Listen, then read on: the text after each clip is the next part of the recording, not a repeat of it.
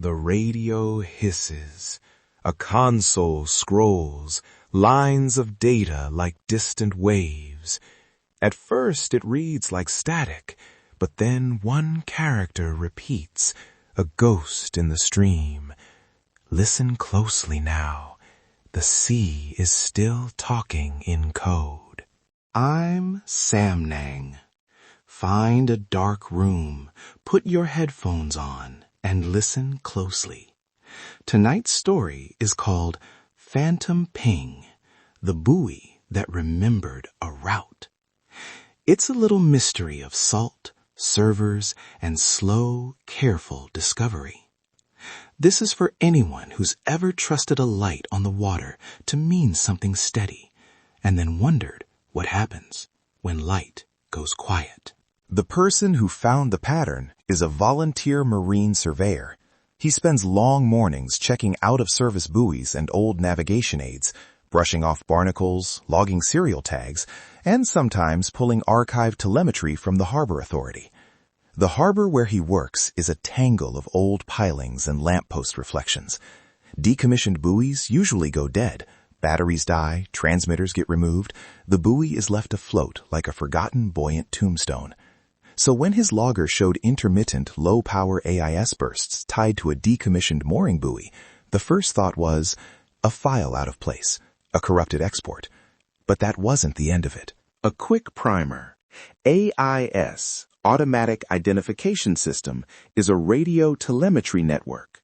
Commercial ships, recreational boats, and sometimes aids to navigation broadcast position, speed, and identity. It's supposed to help mariners see each other.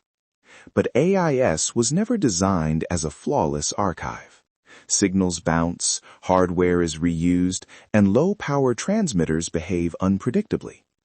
When the surveyor opened his archived export and scrolled, he found short, repeating position bursts, tiny blips, low signal strength, not the normal continuous track of a passing vessel.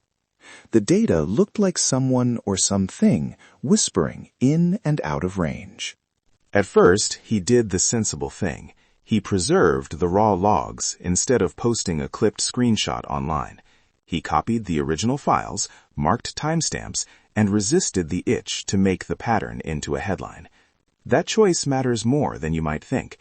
Digital breadcrumbs can be corrupted, misread, or weaponized. He wanted a careful look. Over the next few weeks, something else happened. The bursts formed a map. When he layered the low-power pings on a chart, they lined up into a narrow vector.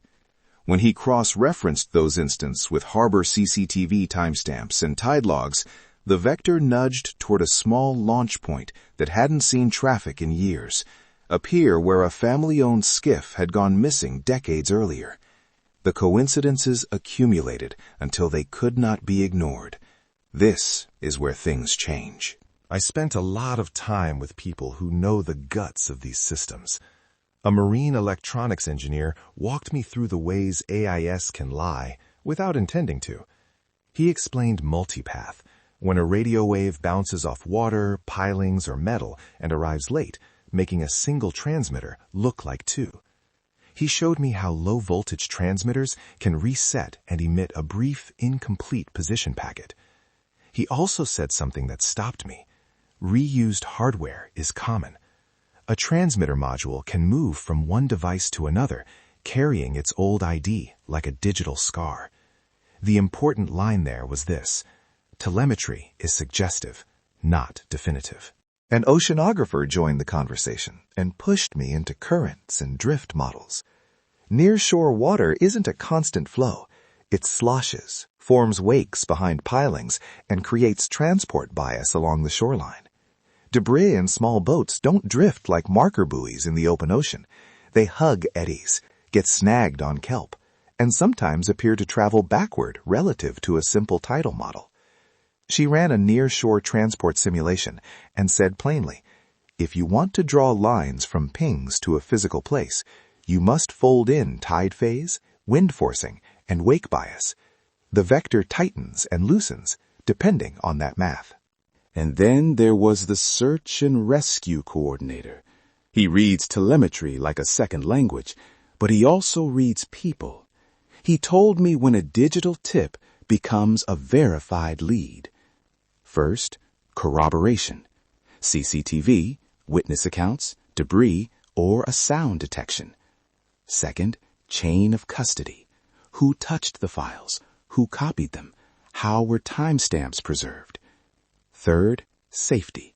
The last thing we want is well-meaning volunteers tampering with maritime gear and contaminating evidence or getting themselves hurt. He said with weary patience that the sea produces convincing false positives. Your role, he said, is to preserve the clue and hand it to accredited investigators. I could feel the story tipping toward a decision point. The surveyor had a data set that pointed toward a cold case.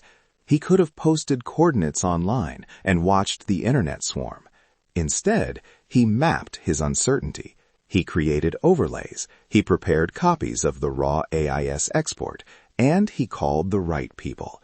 He contacted the harbor authority, then the county SAR desk. He left physical buoys alone.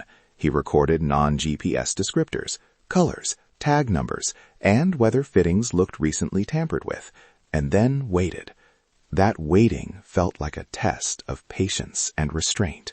The field test came on a clear morning, daylight, calm swell. It was supervised, calibrated receivers on a planning vessel, tide logs open on a tablet, and shoreline checks coordinated with port authorities. The receivers picked up intermittent echoes, the same low-power blips. Each ping was a question. We narrowed a search corridor. We ran calibrated drift releases. Small tracked buoys dropped to measure actual near-shore transport, and the results bent our modeled vector. Hope moved closer, then receded like a tide. At moments my chest tightened. Here was tangible work, a chance to turn telemetry into help. But at every step, technical uncertainty stayed like a shadow. Agencies responded cautiously. Some of the signals were explained by multipath and reused modules.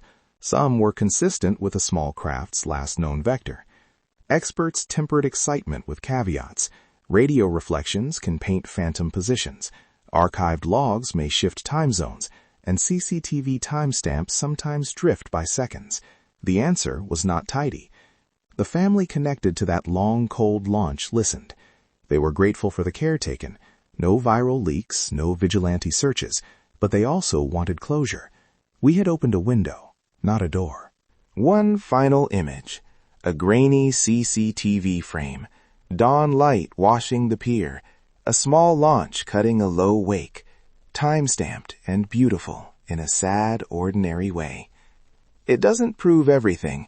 It doesn't solve the cold case. But it is a place to look. A moment that speaks to the truth that data keeps memory. Do you feel that? That small electric ache when something half-seen fits the edge of a story? It's enough to keep investigators moving, and it's enough to haunt a volunteer who thought he'd only be logging buoys. Before I let you go, a few practical things. Important, please listen. Do not approach, climb, or tamper with navigation buoys or any maritime gear. It's dangerous, it can be illegal, and it can ruin evidence. If you find gear you think matters, record non-GPS descriptors, buoy color, tag numbers, nearby landmarks, and time. Preserve original files. Don't alter timestamps or post raw logs, and copy any digital exports to secure media. Contact harbor authorities or the Coast Guard. They know the proper chain of custody. If you're a data person curious about AIS quirks, read and learn, but don't become the investigator in the field unless you're accredited. If this story stayed with you, subscribe so you never miss an episode. Share it with someone who listens to the sound of sea-battered servers and thinks, what else are we not hearing? And if you ever touch a chilled metal tag on a buoy, remember that signals can outlive people. And sometimes the kindest thing is to pass the whisper along to those who know how to listen properly. Until next time, check the corners.